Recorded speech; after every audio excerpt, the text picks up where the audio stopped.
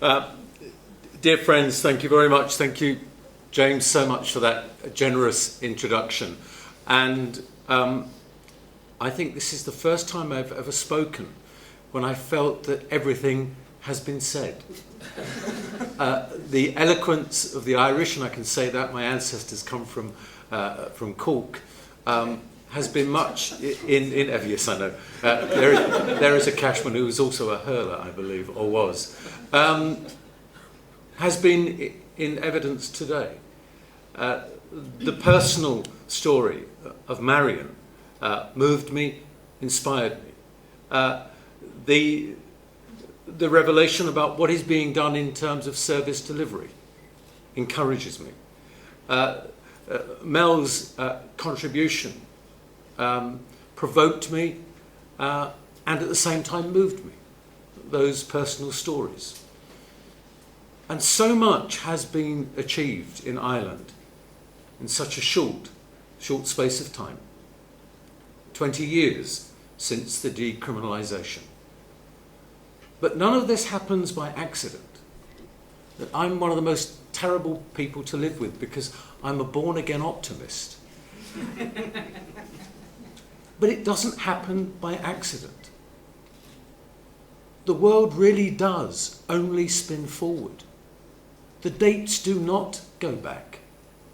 And I honestly believe that decency and justice always prevail in the end. But sometimes organisations and individuals try to slow it down. But there are individuals like Dr. Lydia Foy, who took her case to the High Court because she is, and trans people are still prevented in Ireland from changing their identity. But that will be dealt with. The case that went to the European Court of Human Rights by Jeff, that said this is an invasion, this is an obliteration of a right. The activists, the people who came out, the people who dared to speak when nobody else would, are the ones who enabled politicians like me and others to deliver equality. So I celebrate those activists who spoke out knowing that it could cause them physical violence. And Mariam referred to the Charter of Fundamental Rights, and she referred to the survey by 93,000 people in different languages of the EU conducted online. And all that she spoke of, the fears, are happening in places like the gay capital, Amsterdam, on the streets of Paris. It's not only in Lithuania and Latvia. And when you look at what LGBT people experience, the survey tells us that it is quadrupled and sometimes doubled for trans people. And far too often, transgender, transsexuality gets dropped out of the equation. But transphobia is alive, it's real. Unlike homophobia, it blights people's lives and in some instances takes their lives. And so my message really is that we have to connect. We have to say that that which happens to the other is as if it's happening to me. There is a brilliant word in South Africa. It's called Ubuntu. And it basically translates, I am human because you are.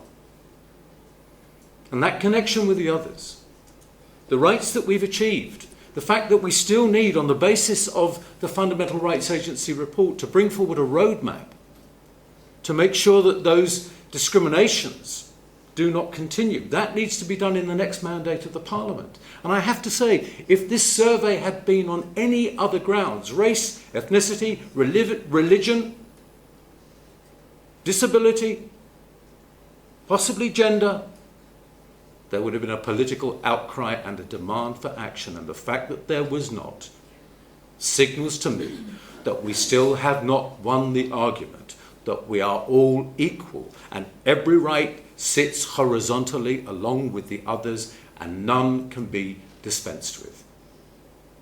That needs to be done in the next mandate. We need to put pressure on the Irish government, as I am with the UK government, to make sure that the Horizontal Framework Directive, a boring name, but that directive is agreed by the 27, soon to be 28 member states, so that no one can discriminate against you in the supply of goods and services, including health and education services, on the grounds of religion, belief, disability, sexual orientation, race and ethnicity, already covered. But we will get there. But it means pressure. It also means no complacency. I remember when I was in EastEnders, and it was courageous of the BBC to put me in that show at a time when AIDS and HIV was being portrayed in the United Kingdom and probably here as the gay plague. I remember the Chief Constable of Greater Manchester saying that gay men were swirling around in a cesspit of their own making. And suddenly, the Thatcher government introduced something called Section 28, which basically stated that lesbians and gay men, you could certainly not talk about them, you could not have any education or literature about them. We were second rate. We were not to be, inverted commas, promoted. And we led the campaign against that. And we lost the campaign, we lost the battle. But we decided to set up Stonewall, an organisation to campaign, to win the arguments for change, to place the reasons why politicians needed to do the right and just thing. And I have to tell you, we did a benefit to raise money for Stonewall, but to promote the idea of what this clause would do. That if you said a local authority shall not promote homosexuality, did it mean the works of Oscar Wilde couldn't be on a library shelf? Did it mean that a play by Joe Orton or Shakespeare, unknown bisexual, couldn't be performed in a theatre or a property owned by a local authority? And so the unspoken theme of the evening was that everything that was going to be performed was composed or written by a lesbian or a gay man. So we wrote to various artists, and Leonard Bernstein wrote back and said, "I'm really proud of my time as a bisexual. I still remember it. Yes, include me." And Stephen Sondheim, who'd written West Side Story with him, who then not only was in the closet, but I think was in a nuclear bunker, wrote back and said, "Due to the exclusivity of your evening, I'm going to have to say no." And I will never forget that in the same post, and this for me encapsulates it all really, in the same post was a letter from Alan Bennett. Now, some of you may or may not know Alan Bennett, brilliant writer, performer. And he'd obviously got a letter, and they hadn't used all the paper on the letter when they'd written it, so he put it on the side of the desk and tore the bit of paper off and put it into his typewriter. And it went like this. "Dear Ian and Michael, I think I know to what you're alluding. Indeed, I was asked the same question in Cologne only last week, and my reply is now as it was then. I've had a bit of both in my life, and not quite enough of either. Please include me."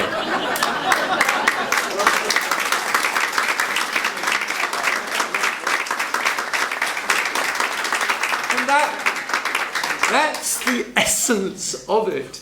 This obsession with our sex lives. There's so much more to us, sadly. There's so much more to us than our sex lives. As Marion said, We are of the family. When they talk of the traditional family, we are from the traditional family. We're aunts, uncles, mothers, fathers, brothers, sisters. And this opposition to LGBT people. We've coexisted with heterosexuality since procreation began. And if they really want to stop us, then they should just stop procreating.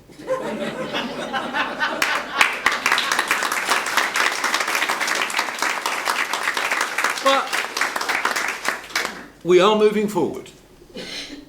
As I said, we need to get this directive implemented in the 27, soon to be 28 member states.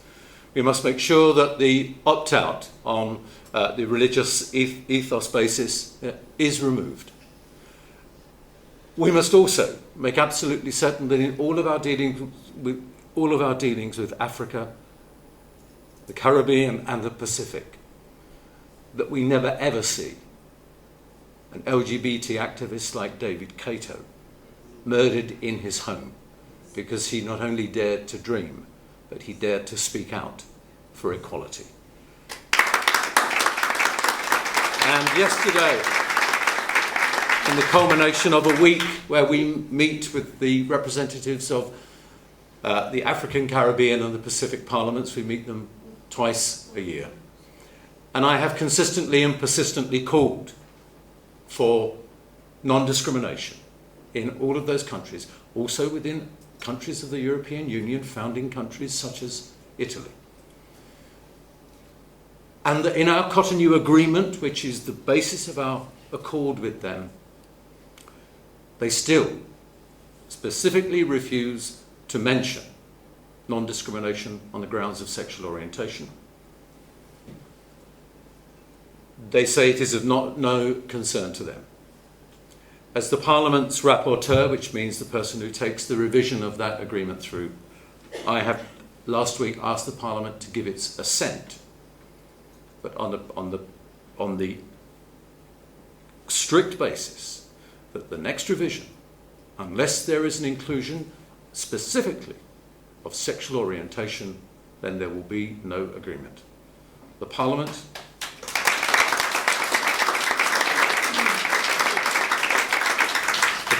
overwhelmingly endorsed that. Dear Martin Schulz, the President of the European Parliament, yesterday closed the session with a speech to them. And he mentioned Cotonou. And he mentioned that there are 38 countries in the African, Caribbean and Pacific region that still criminalise homosexual activity. Their views on transgender are even worse. There are 7 countries in the world where the death penalty still exists, and Uganda is considering bringing in the death penalty. Nigeria has brought in a 10-year penalty for anyone entering into a same-sex marriage, including Europeans who go there, and against any organisation that helps LGBT people. And Martin Schulz stood up and said, let us make this absolutely clear, that in the next Cotonou Agreement, sexual orientation will be included. For us, it is a paramount principle because we will not sacrifice the lives of LGBT men and allow them to be discriminated against. And in a question, I'm keeping my eye on the time, and in a question from a representative from Zambia who said, he said, why do you talk about this sexual orientation? I go to my village that I represent in my region. They don't ask me for this right. They ask me for the right to go to school, the right to own land, the right to have a house, the right to sanitation. Why do you keep wanting to talk? You want me to go to them and say, yes, you're a man, you can sleep with a man. Yes, you're a woman, you can sleep with a... And Schulz came back to him and said, I respect your opinion. He said, but just because someone doesn't ask for a right doesn't give you a right to deny them that right. And he said,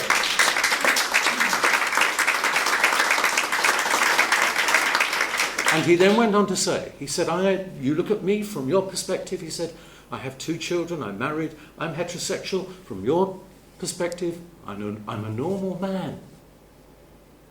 He said, and I have friends who are homosexual.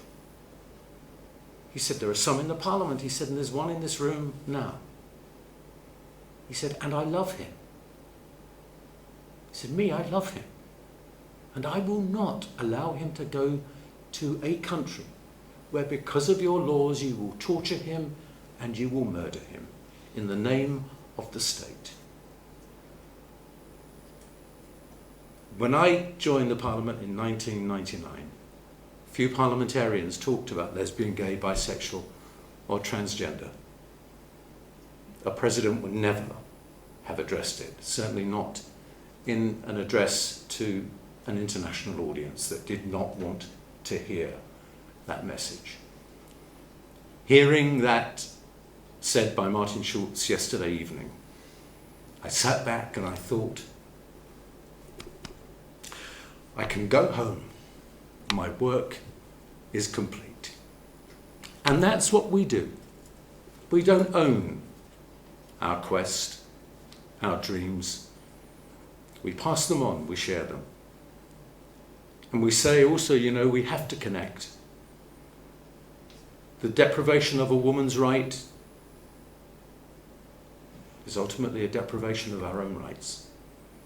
Unless we connect, unless we defend the other, even religion, as a born-again atheist, I defend religion, I defend religious beliefs, even if it's absolutely contrary to me, because if I do not, how can I ever expect my right?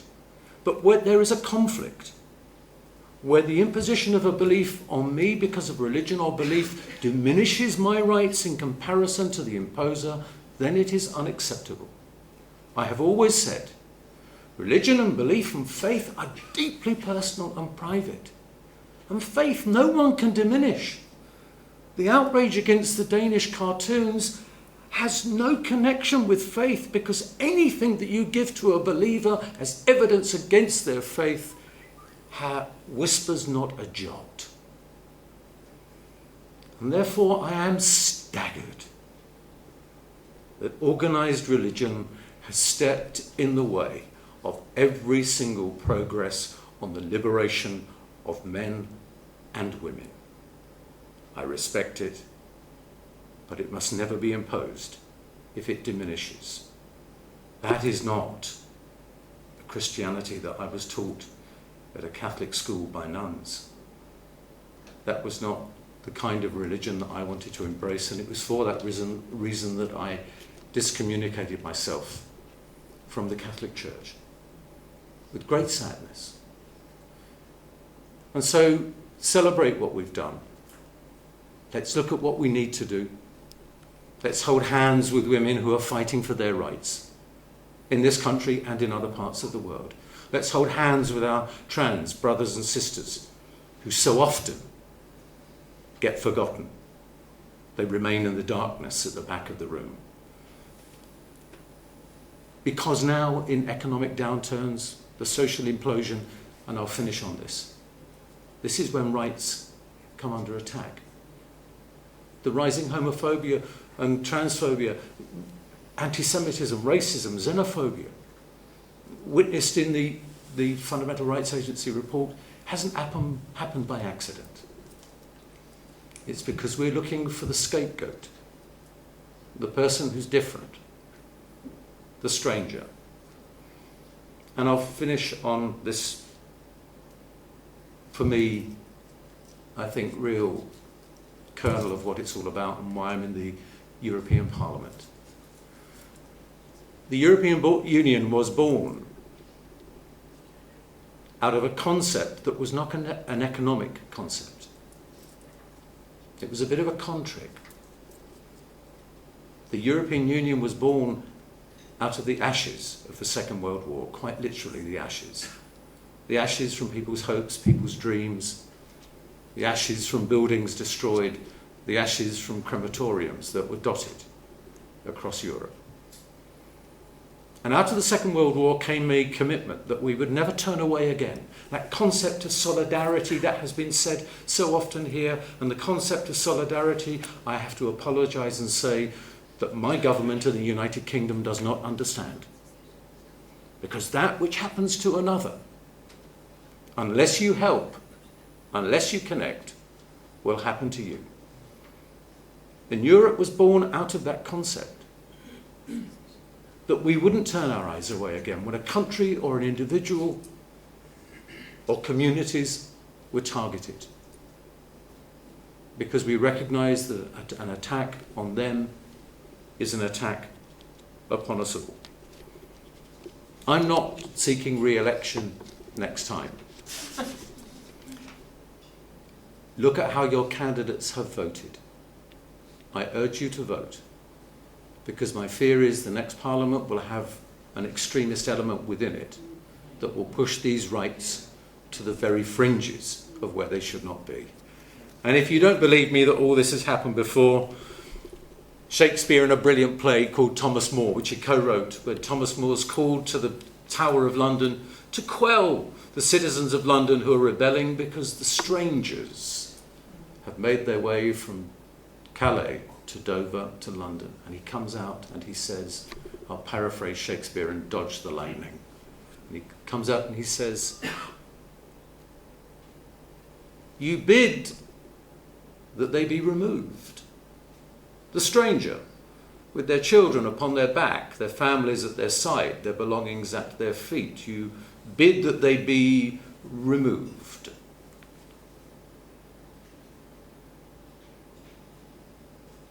Imagine you are the stranger, with your children upon your back, your family at your side, your belongings at your feet. Imagine you are the stranger and bid that they be removed, and show your Montanish inhumanity.